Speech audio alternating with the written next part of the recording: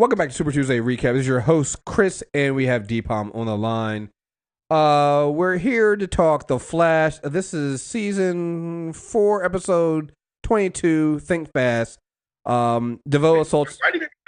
Why'd you make me sound like a special guest host? We got D-Palm on the line. No, I'm a host too, man. I know, I'm sorry. It's been a long fucking... You don't understand, guys. It's been a long fucking week. I literally... What happened today? Something happened today. I saw the test, and I'm just like... look, it's just been a long fucking day. I'm sorry. I know what it was. It was the other day. I was interviewing the director for this movie Upgrade that comes out on the 1st. Really great. The director is Lee Randall. The movie looks. I really enjoyed it. But like I met like the PR rep. She works for Allied, who we get our press access through. And I met her like 2 weeks ago. Like matter of fact, it might not have been 2 weeks. It might have been like at the solo screener, which is like literally on like Monday or Tuesday. And I was like, oh, yeah, nice to meet you. And I'm like, oh, fuck, I'm sorry. We met before. I'm sorry. It's been that kind of fucking week. It's been that kind of week for me, man. I've literally at times forgotten my own name. It's been that bad. It's been that bad. But no, co-host D-Palm here. And we're doing a doubleheader tonight after we do this. We're going to be doing that. We're a little bit late. I know we're supposed to do this on Wednesday. We're doing it on Thursday. So sue me. It's been a time. Now, before we get into this episode of The Flash, we're going to talk about this. I once again, I'm going to say I'm pulling a bacon, and I'm springing something on D-Palm right now. He had nothing about. We're going to talk about some other stuff that's related to The Flash at the end of this episode, but I just saw something that I just had to share with you to get your raw reaction. Simon Kinberg says X-Men Dark Phoenix is a grounded film with extraterrestrial characters.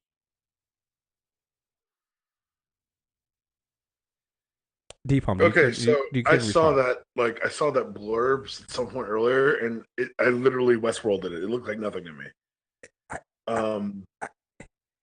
But now you've made me see it again. Look, man, I'm sorry. I've been suspended from Twitter for at least 7 days, so I have to share it with somebody. So right now, X-Men tell like 7 stories. We saw all of them in Joss Whedon's run. One of those stories is space opera. Hey, which one of those was grounded? Chris. Which one of those was grounded? I just want to know. Chris, I'm trying here. So, the lesson from Last Stand was, don't do the Phoenix like that. Don't do lots of things with the Phoenix among them. Now, the lesson they've learned for Dark Phoenix, which it's a little strange to have Dark Phoenix and a Phoenix, isn't it, Chris? Anyway. How does that work? I mean, they're going to shove 2 sagas of Claremont's into one movie. I just want everyone to realize that. I'm infuriated. So the thing about the Phoenix is you can tell grounded stories with the Phoenix. But they're generally after you've opened with, this is a cosmic fire sent to cleanse the world in Spark Rebirth. You mean you in order to tell the Dark Phoenix, you might need to tell the story of the Phoenix and the look. They could I'm telling you they're going to do it. What I would do if you want to call it from the Phoenix, you open with her as Phoenix on the team. Already on the team, she's been Phoenix for like 6 months. They talk about it. You lampshade it. You have flashbacks. They're gonna have her be Jean Grey. They're gonna have her turn into the Phoenix, and they're gonna have the fall and ultimate demise of the Dark Phoenix in one movie. And I'm sure there are people out there who enjoy Sophie Turner's acting. I haven't seen the chops. I don't watch Game of Thrones, so maybe she's got the chops. I don't know it. From the things that I've seen, I'm in the room sometimes when it's on, and the chops I have seen. You're asking a lot, unless it's a 6-hour movie. I just find it funny that that Simon said this on the red carpet at Deadpool. Oh, Simon knows what's up. That's why they shelved this movie for 6 months. Does he though? He's saying he's saying shit. That sentence doesn't mean anything. Like if you read it out loud, a grounded story about extraterrestrials. Excuse me? Wait, about X-Men though. This is a grounded story about X-Men. Doesn't make fucking sense. You can tell a grounded X-Men story. You and I are not going to agree on that. Okay. When you say grounded, what do you mean by grounded? I think we have a different. Because see, when I think of grounded X-Men, I think what they did with Logan. I'm thinking more like you could do the Mutant Massacre, and that's a very grounded, dirty, dingy movie. Oh well, that also expects you to actually put in the way the humans have treated, in just... Oh, I'm sorry. You're talking about grounded as somehow removed from reality. I'm thinking grounded is like, this is our world. No, I see what you're saying. Yeah. No. That was never a possibility. No. Yeah, right. I'm just saying, after seeing Deadpool 2 and even Deadpool 1, it's like the way they just seem to understand it better, and I don't it's just weird to me that they have Deadpool sitting there and they think that it's making fun of superhero films, not realizing that it's embracing them. It's like they get it so wrong. Anyway, I'm sorry, folks. We didn't mean to do a mini mailbag on this one. That's all my fault. I just had to share that and get that out. It was sitting in my brain, and I swear to God, if I did not get it. It just kept you in a box, man. It has kept me in a box, and if I did not share that with somebody before we started this flash review, it just would have gotten ugly. I would just blurt it out all of a sudden. Well, where's the fucking the Phoenix? What the fuck? We're going to space here. I'm sorry. I just had to get that shit out. So anyway, we're here. Think Fast, season 4, episode 22. Devoe assaults Argus facility to complete his enlightenment machine. Barry, enlightenment machine. Huh? Okay, we couldn't think of a better name for that thinker. Barry realizes the only way to stop Devoe is to allow his friend to help. Barry's reluctant to ask his friends to risk their lives and then consider taking on Devoe solo. I gotta say, I love the way this episode opened up with Devoe just showcasing that he's literally a super Skrull. Yo, he's gone. He's like, he stepped in that one dude. I was like, well, that was fucked up. Yeah. And then I was like, well, that's going to set the tone. Right. You know what? It did, right? I was like, oh, he just made the guy start. Oh, that's cute. Oh my God. Oh, that's just, yeah. It was actually almost poetic the way he did it. And it was, it basically used all the powers he's taken in. And I definitely did, I gotta be honest, I enjoyed that. I enjoyed him literally taking out the team, the Argus group, in that way. It's the lightest of work for him. It was a great demonstration as to not just the planning and not just the brain, but why we should be terrified of this guy. Well, and I think that's the thing it put it all together, because we've seen this entire season that he has he can outthink Team Flash. He's gone, head to head to them physically before, but we've never really seen him, and he's used a power here or there. We've never seen him use all of the powers though. Right. And, I gotta be honest, it was just terrifying. Well, I'll be honest. If this is the show peaking at the end of the season, good job. I enjoyed this episode. Oh no, cover to cover. Yeah, me too. And you're right. I think that the opening, I don't think you ever got back to the heights of the opening, but that's a hard thing to do. It was basically a Netflix hall fight, but with kick-ass powers. Oh, no, absolutely. Absolutely. I don't think it was one complete tracking shot, obviously, but it was it was good enough. Like it got you exactly what we wanted. And yeah, we haven't had an opening like that in a while. And again, it sets you the tone for what's going on, even down to, I can't remember if the lab tech had a name. I feel like we've seen her before, but even like her the fear she had when she was trying to send that text to Team Flash and warn them that something was going on, you kind of felt it, because you're like, oh yeah, this guy is really breaking into Argus, and this is bad. This is all. It was also really nice for the CW to flex a little bit outside of the speed animation. You know what? That's the other thing too. It shows you that they can do. I feel like once again, like the speed with burying them, they kind of use it as a crutch, because there's so much more they can do. And it shows you that you can have non-speedster villains for Barry. Like if Barry was in the hallway, like imagine a fight. Like I hope we get a fight like that with Barry or something like that in the last episode, where you have Devoe using all these powers and just the cockiness of who is the actor playing Devoe right now? Neil Sandilands, I think that's how you say his name. Yeah, he's great. Like I think this is what we were expecting from Emerson from with Caden James. It's like he's just like, he got defeated and towards the end of the episode, and Barry's all like, "Yeah, I defeated you," and he quotes Nietzsche back to him and just like, "Hey, dude, come on, y'all. You're not gonna stop me. This is just like a minor inconvenience." When Barry comes back, he's like, "He didn't seem worried." yeah, right. It's like, yeah, I don't think that's the one thing I got to give about Barry. I'm like, Barry, you got to start understanding. You got to start reading the room. Got to read the room. Like, you're over here smiling. I got you, Devoe, and Devoe's just got his hand in his pocket. Like, do you really? Did you? Congrats, man. You know what? Like, I almost wanted him to give a slow cap and was like, you know what? You needed that. Almost like Thanos did when. I hope they remember you. No, not even that one. When he went to Scarlet Witch, was like, I understand, child. You know what? You needed to do that. I get it. Wasn't good enough though. Now's the time for that. It's just like could have been just great, but no. I really, like I said, I think this is one of the things that we've been getting on the Flash and saying that Arrow's had the better cohesive season, which I still believe.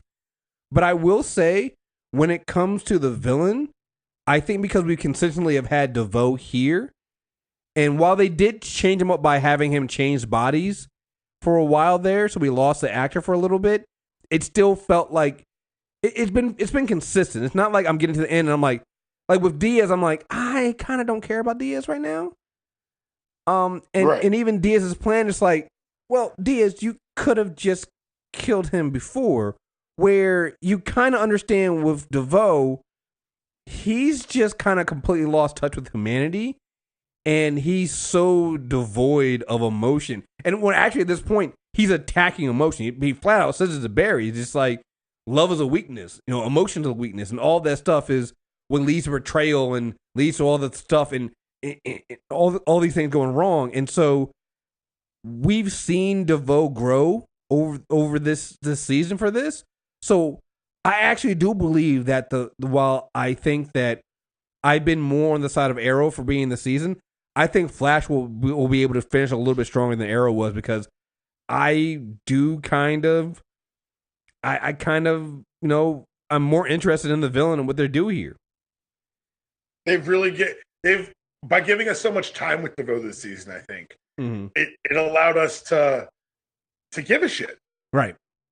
It really, like, we've watched him devolve as a human. We've watched the treatment of his wife change. We spent an entire episode watching him basically torture her.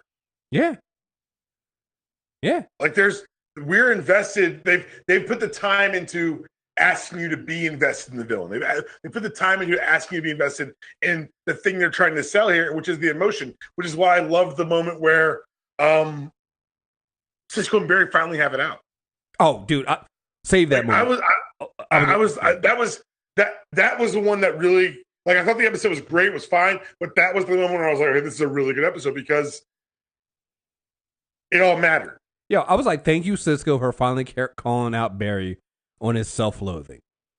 Yeah. We needed that because Barry's been doing I can't let you guys do this. I can't let you guys do this. It's like, and Cisco was like, he didn't say this, but because, again, it's CW, it's a child show, but Cisco's like, motherfucker, you're not the only one that feels responsible for this shit.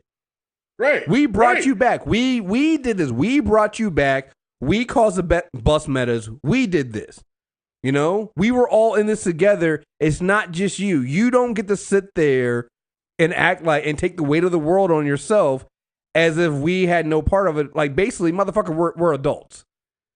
We made these decisions. And they may not kill old Joe West, but this was the final step of Barry stepping into the mentor role for the group. Yes. And he may get sidelined some, raising his kid, but this was him. This was Barry becoming the leader, becoming the Flash. The final step was him saying, hey, I don't think you guys are ready. And them saying, motherfucker, step aside. Yeah. Well, and they're ready to run with him. Like, literally run with him. I don't know. I really enjoyed this episode. Yeah. I'm not going to lie. Okay. Again, I know why they had to do it. I know what's going on. But I was literally like, you need more speeches. It's almost like you had some other speeches you could have called. But okay, whatever. I get it. We need this for character. Wally on the phone. We need it. Well, no, for Wally, yes. But then there's Jesse. There's Jay still around somewhere who's training some other speech. Like, I get no, but here's the thing. I get it. I totally get it because here's the thing, we needed this moment for this team. Because it's basically, like you said, bringing up Joe West, this is basically Barry becoming the father figure for the team and realizing that you got to get out of your kid's way. The same thing that Joe had to do the same thing with Barry. He had to do the same thing with Iris on separate times. And shit, even he did it with Wally too. So Joe had to do it 3 separate times with all 3 of his kids. So here's Barry now having to do it with basically the members of his team, basically like, yo, you gotta step aside. You gotta let them do this and help you because you can't do this all by yourself. That's literally like you doing this all by yourself is literally going to be what causes Devoe to win. So you better, and they worked it out and they were like, we got this. We'll do this. And him believing it's that thing of if you believe in your team, they'll step up. And now if you don't believe in your team, that's generally where they'll falter a little bit. But you got to believe in your team. And if you fall all together, then everybody gave it their best and you have to trust yourself. You have to trust yourself as a leader. And looking back at previous seasons, that's something that Barry's actually been terrible at. He's been a terrible fucking leader. Like, he did not train Wally. His training of Wally was basically Rampage Jackson in that infamous tough season of Tough. Get up, score points. You just gotta fade through the wall. Well, how do I fade through the wall, Barry? I don't know, just like run really fast. So you want me just to run really fast into the wall? Okay. Smack, hit the wall. No, man, you gotta like phase through the wall when you hit the wall. I'm like, but Barry, how do you phase through the wall? Yeah, he's just terrible at it. But like I almost wanted that one moment like he had. I mean, obviously you're not gonna get it, but we need to get Barry that one moment like Thawne had that season 1 where he explained to Barry how to use the Speed Force. At some point, we need Barry to get that, to really. Well, I'm sure we'll get that the speed teaching at some point too. Yeah. Like I think we're going to get a version of Impulse at some point. Oh yeah, absolutely. So no, I love that. That moment, another like you said, was a great moment in this episode. And but I do want to go back to what we were saying about Devoe, the stuff with Harry and Iris, and dealing with Marlize. And again, it kind of goes to this whole thing of, it's love. You have to, and we've said this before about this. We've been talking about the fact that the key for defeating Devoe is going to be showing that he believes that he can be devoid of all emotion, where Barry's going to come back in with the team and emotion and believing in his team. But they really helped themselves with those previous episodes. Like, when was that episode where they showed us? It was another good one where they showed us the history of Marlize and Devoe. It was 2 episodes ago. Yeah, that one where you can kind of show us, where show us the why. Show us the why. And that's what they showed. They showed us where Devoe basically changed Marlize's mind. And so when you get Iris in the end basically quoting back her own paper and her own thesis, Marlize's own thesis back to her, basically like, you never really believed this. He basically kind of made you start believing this, but that was never who you were. You don't believe that he's right here. You just love him and you're backing him on his play. You can help us save the world, And shout out to again, sloppily done and we didn't care, but I'll give it to him. This episode of The Flat, it kind of feels like they kind of realized that they fucked up the last episode and they fixed small things. So it's like, all right, we didn't really do anything with the Council of Harrisons. So let's make, Harry a little bit dumber, but also have him focusing on emotion and empathy. Right. Well, I think something that while the empathy was a great theme throughout the show, because it's being echoed in the Barry story with Cisco and Caitlin, it's also being echoed in the Joe West Cecile story. So empathy is kind of the theme. It's going to be, obviously, like you said, the point of the season. I think that the way this episode balanced everyone got time to shine, everyone got a chance to grow, was probably the most balanced writing I've seen all season, because Barry was able to take a step back. His impetus for growth was also tied to Cisco's. We saw Caitlin move forward in her story and learn that Killer Frost always been a part of her. We watched Joe and Cecile grow. We watched Joe use the Lamaze thing to calm her down, which was hilarious. Oh, that was fucking hilarious. And we saw Iris go from bloodthirsty and out for revenge to truly seeing what Harry was trying to get her to see. There is more to this woman than someone who wants to destroy the world. If there wasn't, she wouldn't have left. Mm-hmm. Right. But I mean, Iris had a point. She did get stabbed. So like, I see both sides. Right. But I'm glad to see that they were able to advance all these characters in kind of an even-handed manner. It's kind of a deft tone of writing, and they even were able to throw in a great David Ramsey cameo, and having a bucket ready is just polite at this point. No, I appreciate them finally realizing, get our man our bucket. Please give our man a bucket. Like, it just, he needs it. He deserves it. Like, you gotta do that. And not the one with the holes in it, Cisco. Come on, buddy. He's like, it was a good idea at the time. I was like, no, Cisco, it was not a good idea at the time. It was a bad idea. It was never a good idea. It was always a bad idea. Never good. I will say, I did have a point of order on the Iris thing. I was like, oh, Iris, technically, you stabbed yourself with the sword. I didn't want to, but I was like, hey, it's like details. But you did stab yourself with a sword. Like, you took one for your man. You did it yourself. But it's okay. Hey, look, it's a nice little scar. Okay, it's fine. I just wanted to point that out there. But I also do appreciate them addressing the fact that her blog is so that explains why nobody knows it's Irish West. Her blog is anonymous, but it has 400,000 hits or something like that. Are there even that many people in? Okay, whatever. I'm like, fuck it. I'll take it. Because if you live in a small town, and Star City is technically the equivalent of, I think it's St. Louis and the DCU. Okay. So if you live in like St. Louis, this would get around town some, and then it would go national. Like this is one of those stories that would leak out. It'd be like in the weird file, something's happening in the Midwest. Like, but yeah, it's actually someone trying to dumb down the entire planet. Which honestly, I was joking about this. I hope that they use some kind of time travel and send it back to the beginning of the Arrowverse and explain how all the smart characters act dumb sometimes. It's an in-universe addressing of my biggest concern. Yeah. I mean, yeah. I mean, you're not wrong. And they made non-Killer Frost Caitlin super interesting this episode. No, really.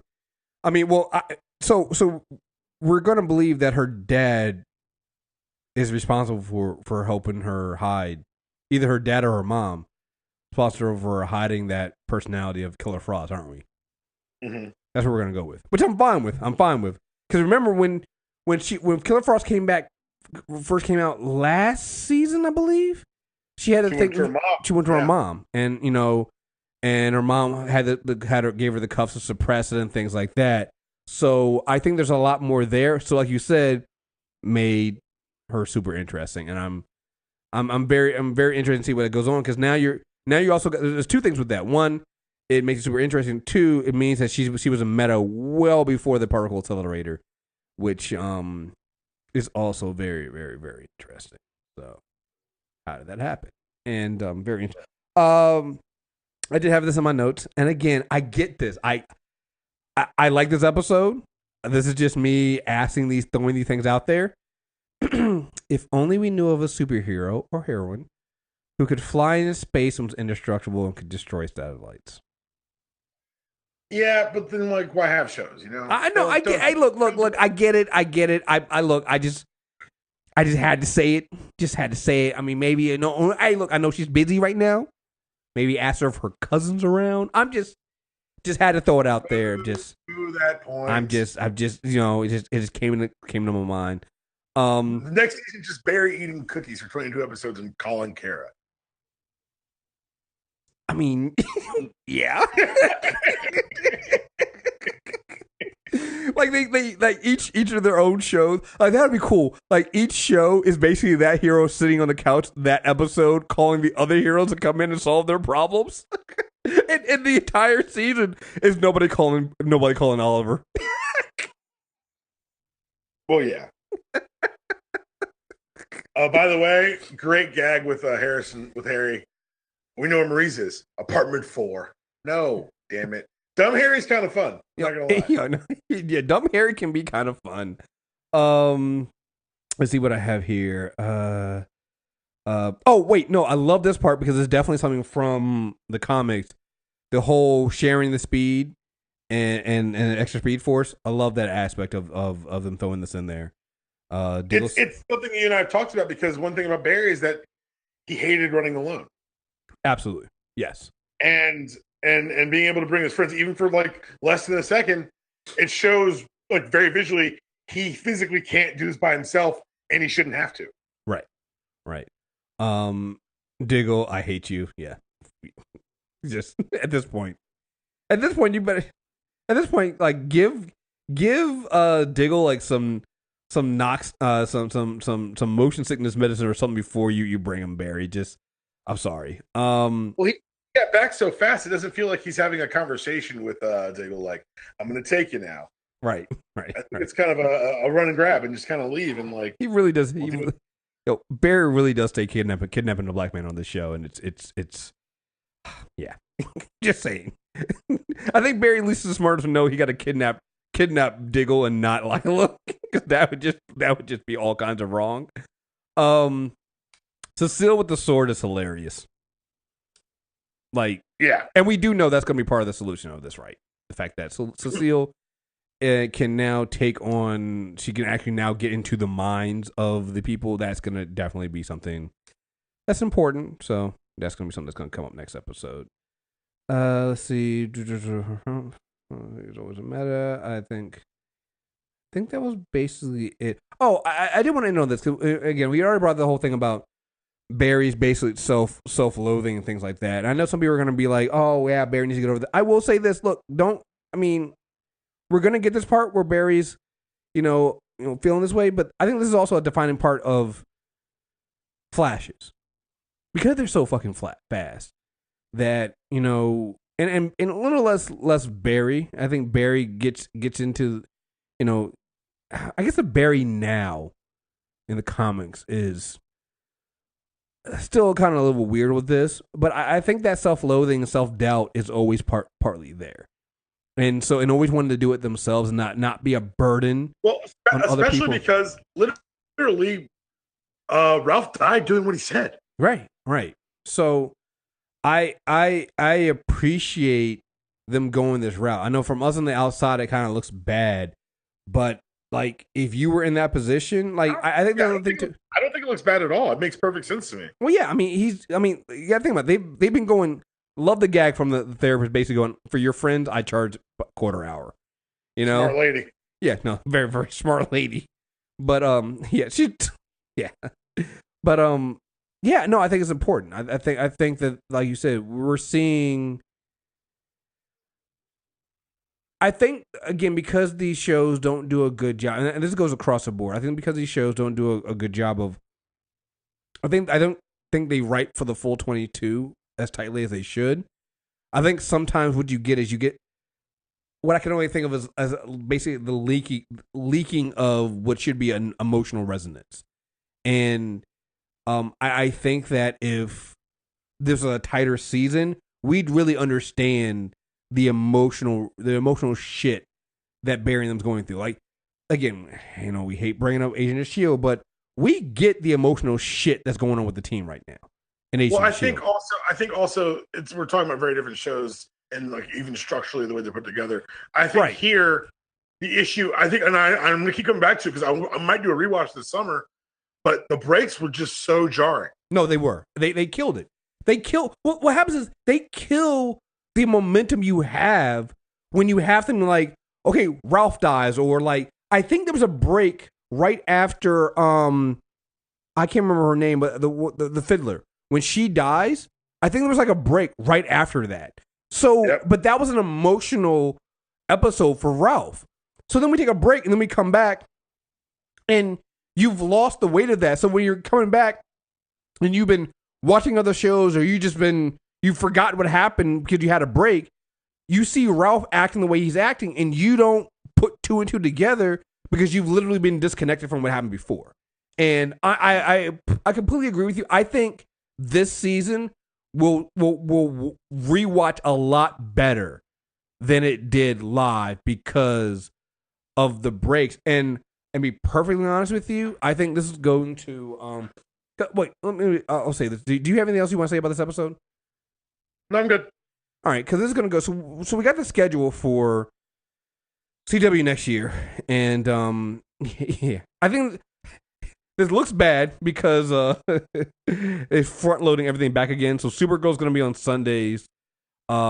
Legends and Arrow are going to be on Monday, and then Black Lightning and the Flash stay on. Well, I guess it's the Flash first, and then Black Lightning on Tuesday.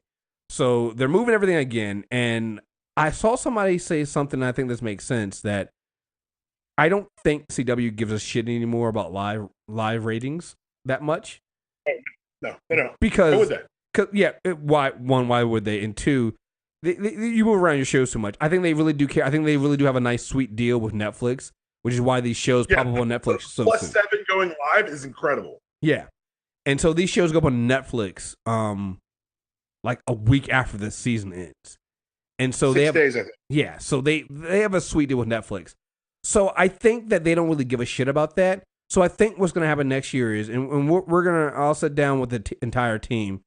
I really do feel like we're going to go from reviewing these week by week into doing them in chunks. And if we can figure out when the breaks are, I think that'll help. Because we'll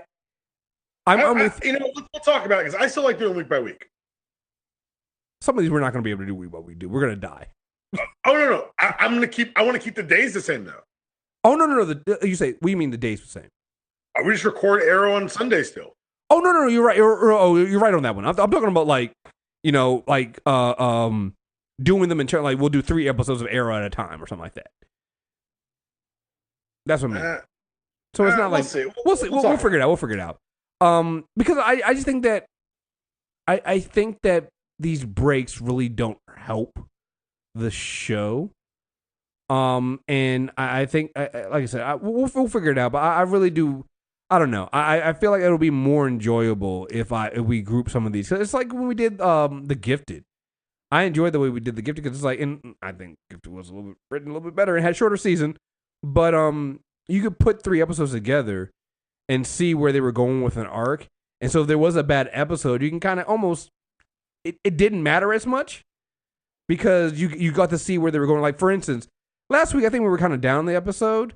This week it's like, oh, you know what? Some of the things we had a problem with, they either fixed or they ignored or they took care of and addressed. So it's not as big of a problem anymore going forward. But like I said, we'll see. But God damn it, if they're not front loading everything, man. Supergirl on Sunday, Arrow and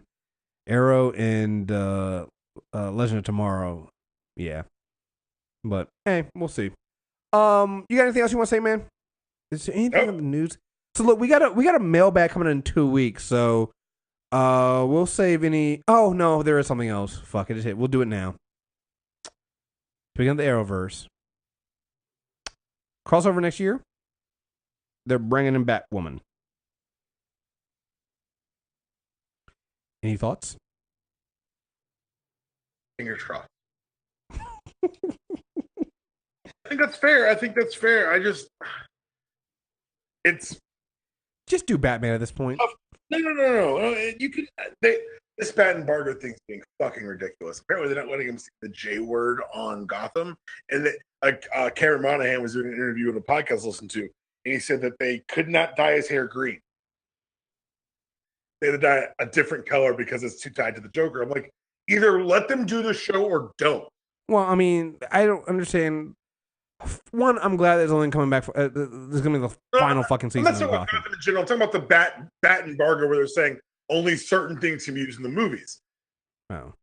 Batwoman's great. Batwoman's awesome. I'm excited for Batwoman. I'm excited for Kate Kane.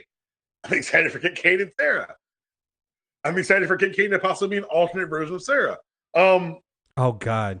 But oh God. Like as I'm talking, like, oh my God, we already had that woman. It's Sarah Lance. But it's the reason why I always say it's tough to do a Supergirl movie, because at a certain point, like, where the fuck is Superman? And Batwoman isn't intrinsically tied to the Bat family as much as Batman is, obviously, or any of the or Batgirl, or any of the associates. But the thing is, she's Bruce's cousin.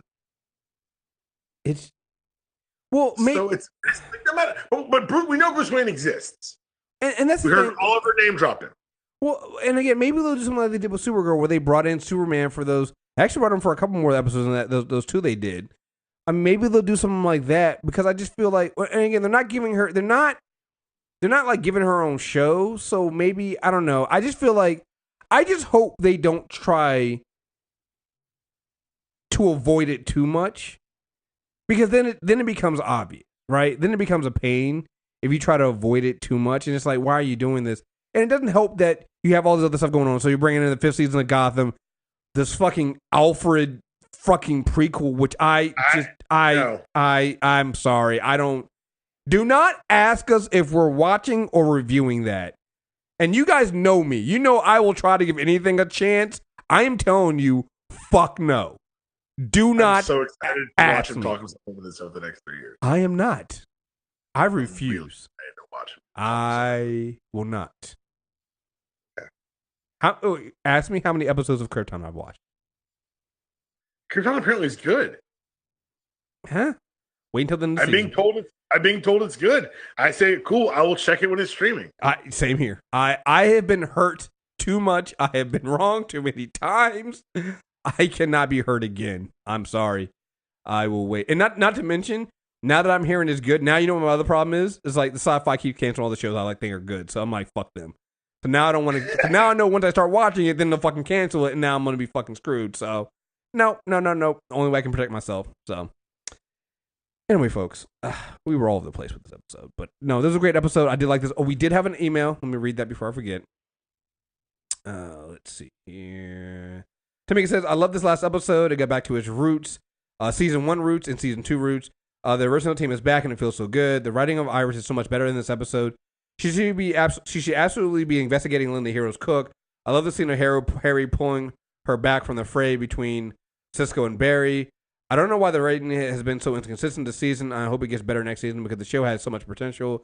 They should take this episode as a blueprint. Love the show, Tamika. Yeah, that's a good point about Iris. I mean, Iris going on Barry.